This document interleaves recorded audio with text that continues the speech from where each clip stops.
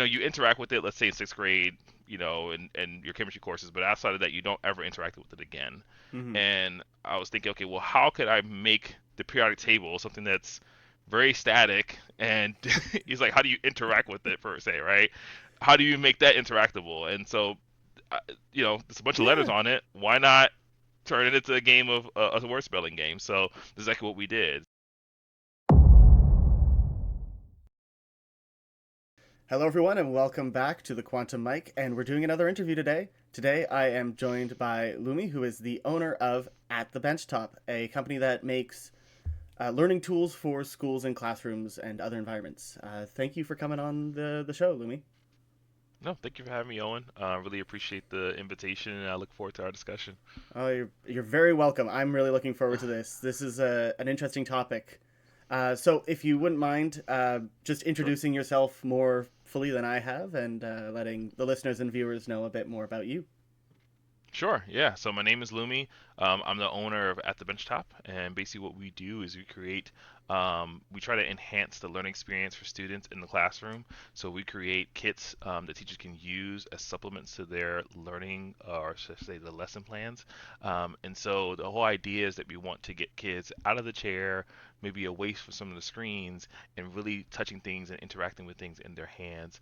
Our tagline is that at the benchtop is where concepts click. And so the idea behind that is sometimes, when it's on paper, it doesn't really make a whole lot of sense. But when you're actually able to touch and interact with it, it starts to click for students a lot better. And so that's exactly what we try to do is just that. Fantastic. Yeah, kinematic learning is really helpful. I always found when I Hmm. was in school. So Yeah. you currently are the owner of At the Benchtop, but what sort of things did you do before this sort of job? Uh, yeah, it's been a couple different things I would say then. And so before, I guess a little bit more of my background, I'm originally from Atlanta, Georgia. Actually, At The Bench Shop is based out of Tucker, Georgia, actually. But I'm originally from Atlanta, and I went to school for biology for my undergrad at Xavier University of Louisiana. Got my PhD in chemistry from Tulane University, and then decided to go work for a large chemical company. So I went straight into industry, and still currently in industry. So I still do that as my day job, so to say.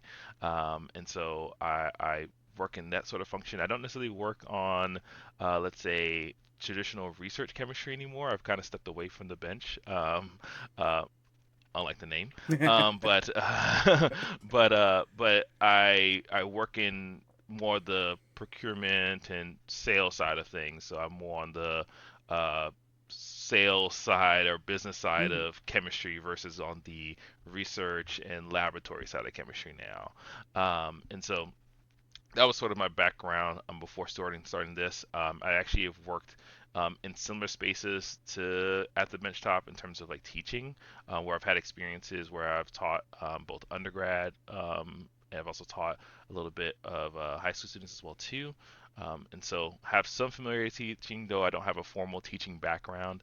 But I've always had a passion for teaching. It's something that I've always really enjoyed. And so for me, it was really important to try to find some aspect of that in my, career, or just find something that I can do, I can still do hmm. that from time to time. And then on top of that, I'm very much a tinkerer. I've always been someone who likes to, get into things and see how they work. And I love me being able to take that skill set and then apply that to teaching, because I'm a big proponent of everyone can understand any concept. It's not an issue of can you understand it or can you not understand it. It's more a matter of it just may take you more time to get there to grasp the concept, right?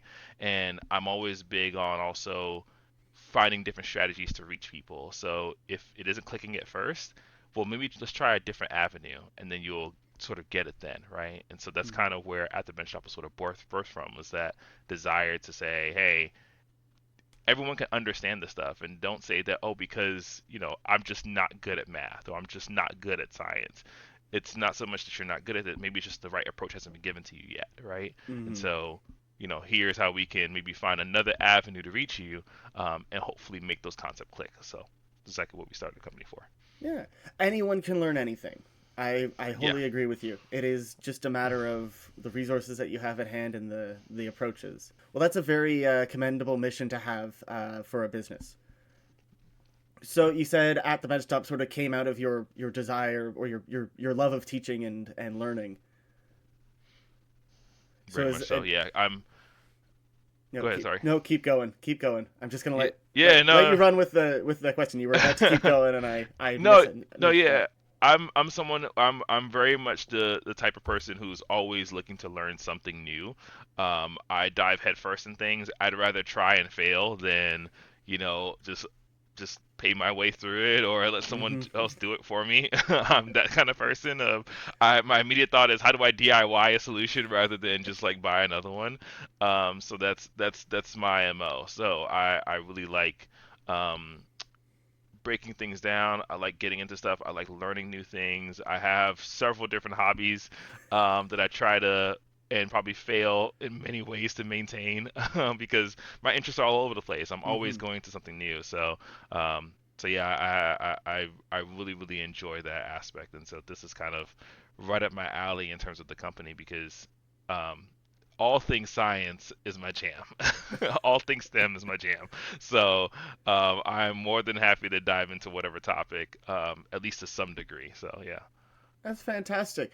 So at the benchtop, if I remember what I've read correctly on your site and seen, you mainly make those kinematic products, or well, Hmm. not kinematic products, but like I don't want to call them toys, but like toys and educational games and those sort of things, right? Sure. Yeah. So Yeah. how did you kind of come up with some of those items? Like how do you decide, oh, this is the best way to kind of teach chemistry, or this is the best way Yeah. to kind of teach this other topic? Sure. I think from a fundamental standpoint, it all started just looking at what's in textbooks as it stands, right? So like if I go to a textbook and I see, okay, here are the images that are used in the textbook, right? So for example, one of our most popular models is the animal cell.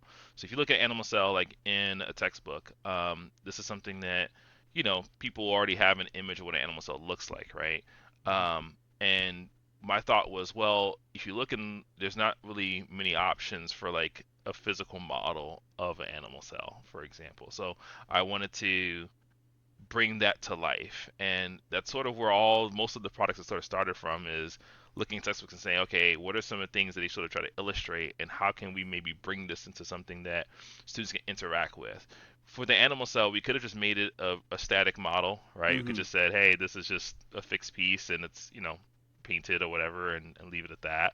But I wanted to make individual pieces movable, right? Because again, I want to encourage people to want to interact with it. I want you to want to touch it. I want you to physically move the pieces around, right? And you get a sense for where things are, as well as it gives you the opportunity to now take pieces out and highlight and focus on those individually. Mm-hmm. And so that's what we try to do is take an illustration, bring it to life, and then make it interactable. Now, it doesn't work for everything, Of right?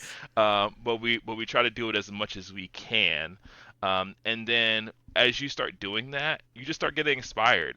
For me, the Spelemental, which is our periodic table game, which is loosely based on Scrabble, sort of a word spelling game that you use a periodic table as your alphabet rather than the Mm-hmm. traditional English alphabet, right?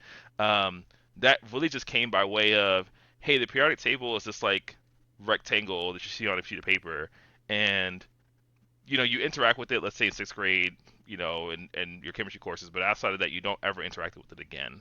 Mm-hmm. And I was thinking, okay, well, how could I make the periodic table something that's very static? And he's like, how do you interact with it per se, right?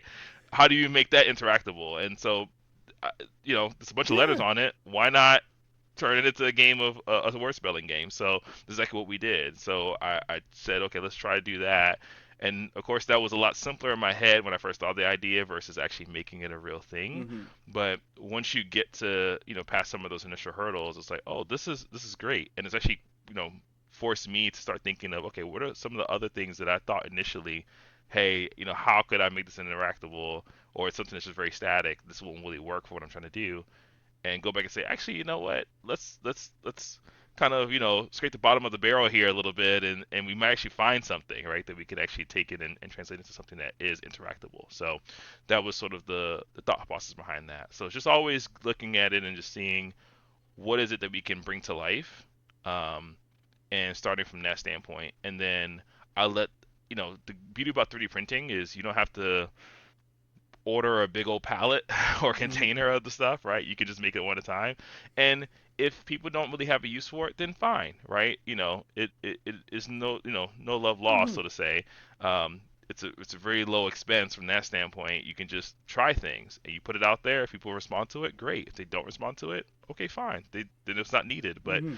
at least we tried it, And then, but the feedback we've gotten for everything we put out is basically, oh, this is awesome. Like, why? Like, how come I didn't think about this? Or like, oh, this would have been great for my class, or great would have been great when I was in school.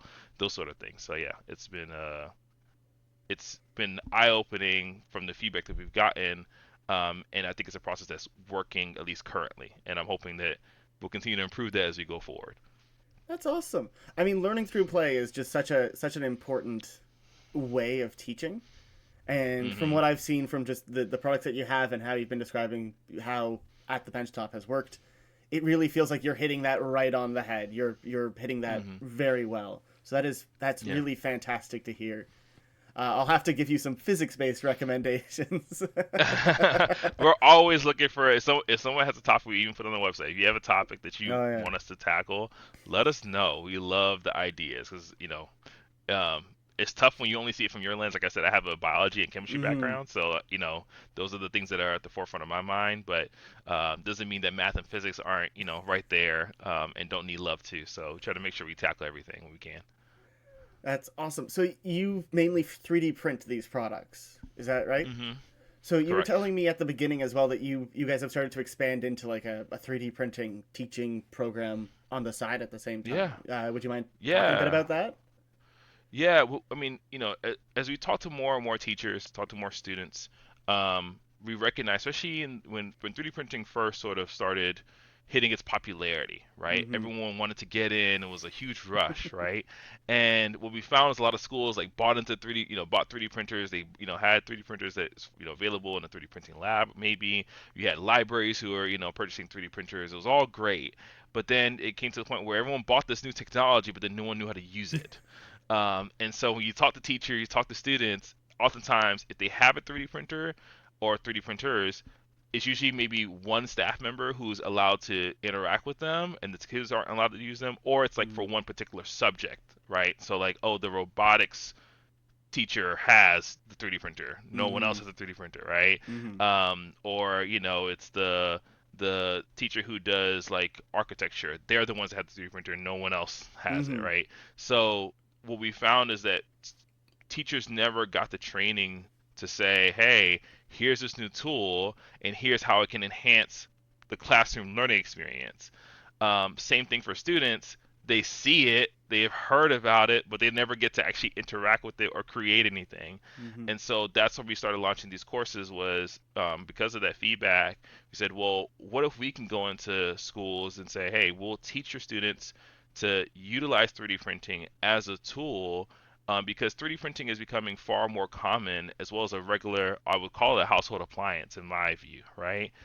People Mm-hmm. are buying more of these. They're super easy to get now. They're a lot cheaper, a lot easier to use, and so we want to make sure people see it as a tool and understand how to actually design things, not just hit print, which is nothing wrong with just hitting print. Don't get me wrong, but at the same time, like it's great to be able to like if you see a problem, you can think of the solution and then you can actually design said solution for your problem. Mm-hmm. So we want to do that for students. So we have a program for middle school students, teaching them the basics of CAD, and then getting them to the place where they actually start designing their own prototypes. And we use our print farm to actually produce those prototypes for them. And then we also have another program for high school students that focuses on, we call it print to profit. And the idea is, building a business utilizing 3D printing somewhere in the process. It doesn't have to be a Mm-hmm. 3D printing business, but just recognizing that, hey, here's this tool that you have. You have this mini factory, right, in your home or potentially in your home. Mm-hmm. Here's how you could use it to help you make money as well too, right? Right. Or help you in the business building journey. So we have that as well. And then one of the things that we've also been trying to work on is now want a program for teachers. You know, again, schools have these 3D printers, teachers don't know how to use them, and so maybe we can teach teachers to say, okay, hey, we have kits available. If you don't want to do any of that, we could sell it to you, but we also could just teach you how to actually like do it for yourself, and show you like how to get around some of these hurdles. And if you have an idea that you're teach a topic and you realize your students always struggle with this every year, here is maybe something you can do to design something for them so that way they can interact with that and Mhm. hopefully learn it and grasp the concept a lot better. So yeah. That's amazing. You guys seem to be doing some really awesome, just science community or just educational work. Even like this Yeah. could be applied to. I know you guys mainly focus on STEM things, but this could be applied to almost any sort of educational field, and that I think is For sure. really fantastic. Yeah, STEM is my background. It's funny you mentioned it because STEM is my background, obviously, but um, there's definitely value in other subjects as well too, right? And we started off with STEM, but there's definitely the desire to expand out in the future. Once you kind of feel like we had a pretty good handle on a lot of the STEM subjects, Mm-hmm. is to start looking at some of the other topics as well too, and seeing, okay, what can we do to support those as well? That's fantastic. So one thing I thought would be a fun question to ask would be, seeing as you've made so many products so far, do you have any favorites? Like, do you have a favorite child? Oh, that's a great Yeah. question. I don't know. Do I have a favorite child? I mean, and this is maybe a bit of a cop out, but the animal cell is a really popular model, but I also really, really do like it. Um, it's it's it's a fun one, and whenever I put it out at events, when I've gone to events like Designerama that I was at this past weekend, um, kids immediately just they run up to that and they just start taking the pieces out, putting them back together, and was like, "Oh, I remember what this is," and I immediately start quizzing them on like, they didn't realize they just walked into a test. Start asking them, "Well, if you remember it, then what is it? What does this Mm-hmm. do? And what does that do? And all that." So no, that's a really good one. But I would probably say, outside of the animal cell, and this is again a cop out as well, but Spelemental has been a really fun one. Mm-hmm. That one it wasn't like I said before my whole process of how I like think of what to make and how to make it. Spelemental was really just birthed out of an idea that I had, Mm-hmm. right? Just again chemistry background, look at the periodic table, and just thinking about how I could do this, and the response I've gotten from it is been really, really great. And it's just fun to see something that you think about just on a random day and you decide to pursue it. And then you actually see it, you know, Yeah. people are like, no, no, this is great. This is great. And I've gotten so much feedback in the 2 weeks since this has been up. On that, and people asking me about like adding it to tabletop simulator, and oh, like you should sell this, or you should Mm-hmm. copy. I'm like, look, it, I'm honestly, my mind is very much just focused on, um, again, promoting the ideas Mm-hmm. about learning. Um, sure, there is a business part of it that I have to maintain, but at the same time, I'm also always thinking forward on the mission first versus the business itself Mm-hmm. necessarily.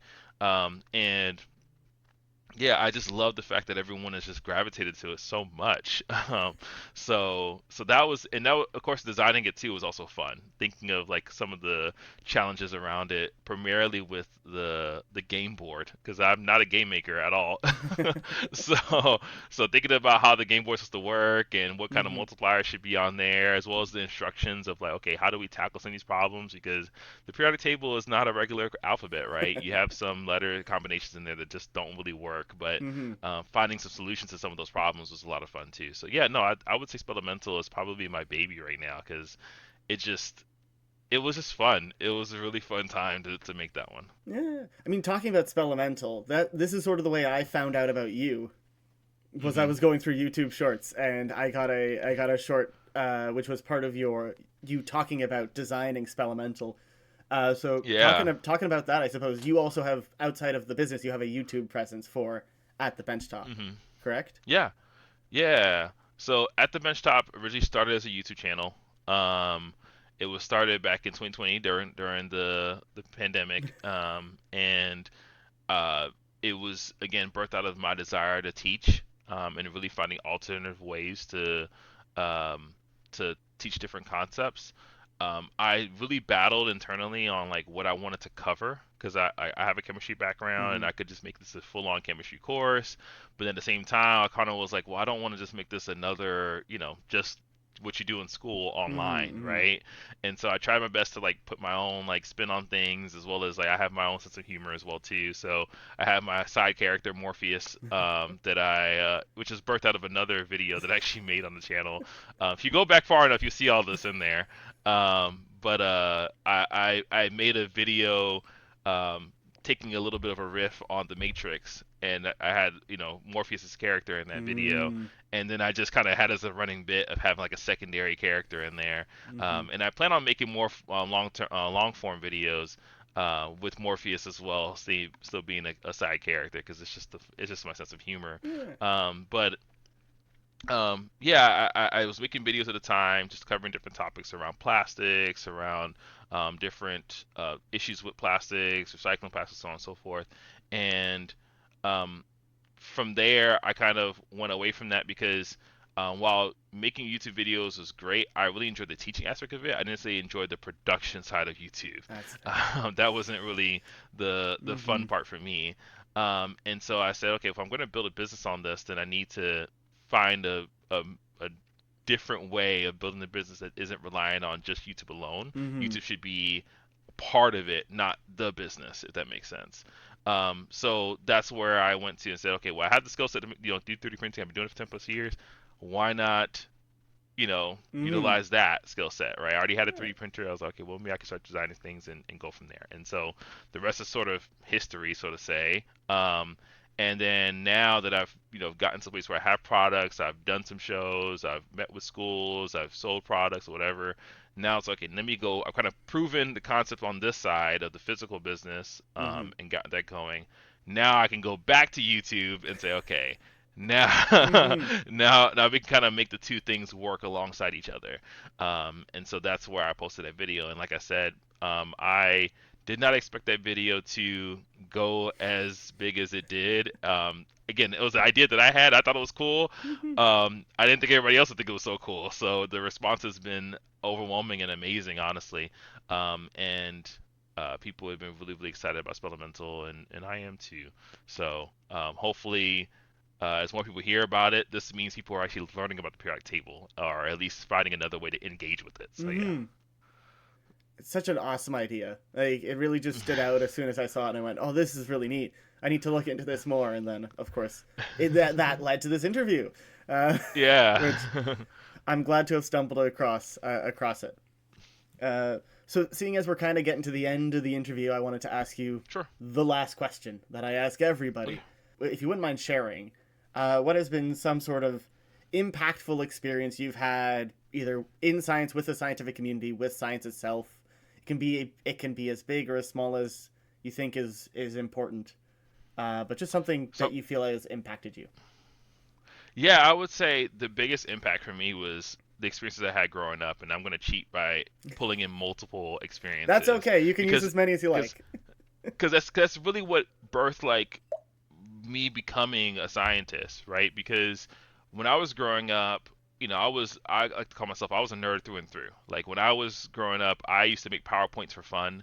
I was really big into astrology, so I would not astrology, astronomy, um, and so I was very big in like making PowerPoints on like nebulas and galaxies and stuff like that. I was watching the NASA channel all the time, and so those are really really like important things that I did when I was younger, but that was birthed because when I was younger I had STEM camps that I went to. And I remember like for example going to a STEM camp when I was younger where we had moon shoes.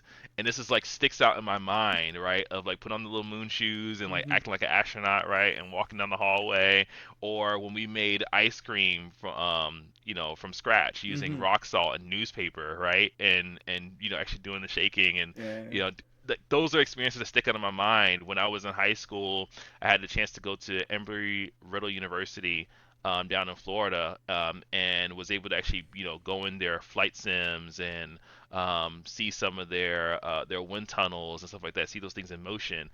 Those are the things that stick out in my mind as the experiences that made me say, hey, I love the sciences Mm-hmm. and I want to like study this going forward and build a career out of this.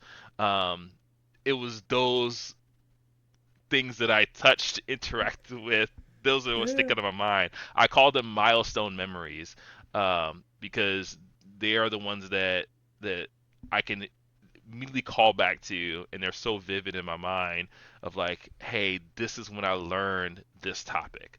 And so those are probably the most impactful things for me and were a large inspiration behind me even building this business, because my hope was to create that same milestone memory for other students as well too, right? Mm-hmm. Because for me, it helped spurred me on to have these interests and have this career that I have. Maybe you could do the same for someone else. So maybe someone else doesn't have the opportunity to necessarily go to another university somewhere or travel states, right, to have some of these experiences. But maybe by some small way, a DNA kit that I sell, right, has them have a classroom Yeah. experience where like, oh, I finally get it, right? Like this was really really helpful because trying to think of like DNA polymerases moving across the DNA chain, sometimes this is like conceptually people are like, I don't know what this is going on here. Sure, you tell me this teacher, fine, but if I actually Mm-hmm. see it on the table, it finally clicks. So that's why I point to those are super impactful for me. That's fantastic. And I mean, hopefully your products have already and will continue to give people those sort of aha or just those moments that click and go, I really want to Yeah, do science or I really want to do yeah, engineering. exactly. So Awesome. Well, I think we're now coming to the end, so I wanted to say once again, thank you very much, Lumi, for taking the time out of your busy schedule to come and be interviewed on my little show. yeah, no, thank you again. It was a wonderful conversation. I appreciate the questions, and yeah, I hope that whoever's listening, that something I said can spark an idea and inspire some creativity in you, to either within the sciences or outside of it. Mm-hmm. But I hope something I said is left a lasting impression. So yeah, Fantastic. yeah. Well, as we start to wrap up, I just wanted to give you a moment if you wanted to advertise anything or just promote. I mean, at the benchtop, this has essentially been one whole promotion for your for your business, I guess. But I don't mind. So whatever you'd like to share, the floor is Yeah, yours. no, yeah. So as you said, At The Benchtop is a company that's really focused on creating new experiences for students, and really creating lasting impressions. Honestly, and this is gonna come off a little bit like, well, you're the business owner, like of course you're gonna say this, and yes, that is true. This is, you can call it a conflict of interest if you want to, but I would say that At The Benchtop is truly a reflection of me, and I try to run it the way that I believe right standing business should be run, because sure there is a part of me that wants to make this go gangbusters, right, Mm, and do all this, but at the same time I really do believe in like a honest and fair business as well too, and I will always lead with ensuring students are well taken care of and have the right thing versus what pleases myself or what fills my pocket, right, and mm-hmm. so very much at the benchtop is very focused on ensuring students have positive experiences, teachers have positive experiences, and I want to assure you that as a sort of guarantee, right? So if you Mm-hmm. support us, we are very much devoted to supporting you on this. So even if you don't see something on our site, by all means, give us a holler, and we'll be more than happy to entertain the conversation about how we can help support you in what you're doing. And then if you ever have an issue, by all means, also still reach out, and we'll be more than happy to support you as well too. We haven't had any issues, knock on wood, so far. So things have been going really well because we try to make sure, again, Mm. like teachers already have enough to deal with, right? We Yeah. don't want to add to the table, to the Mm-hmm. list, right? So we try to do our best of, hey, before something goes out the door, we triple check it, make sure everything's there. If there's something missing, we're immediately sending out another piece. Like it's not a problem. We've upgraded people for things. Like it's we haven't had anybody say, hey, this is terrible, take it back. It's been Mm-hmm. fantastic. We try as much as possible to make sure that's not the case. So like I said, we very much are trying to support you all as well with this mission. So I just wanted to say that part. But everything else you can find on our website, and I've already talked enough about our different products. So Yeah. if you found something that you heard of something that you like to purchase, by all means, feel free to do so. But just know that that's what we're trying to do is support the teachers and support learning. For those interested in At The Benchtop, I'll make sure that in the description of this video, there'll be a link to both the website and then I'll also link the YouTube channel as well in case people are interested in that. And with that, again, thank you, Lumi, for coming on. I really appreciate it. Yeah, And of course. for those watching, if you enjoy science and physics related interviews, or just, I mean, science, we do everything. I just have a bit of a focus in what I know best. Um, we do interviews. I do videos covering topics, and we've started dipping our toes into a little bit of the debunking conspiracy theory related stuff, but we'll see if that sticks. So if you're interested in science, please subscribe. And with that, have a lovely day, everyone, and we'll hopefully see you in another video. Bye.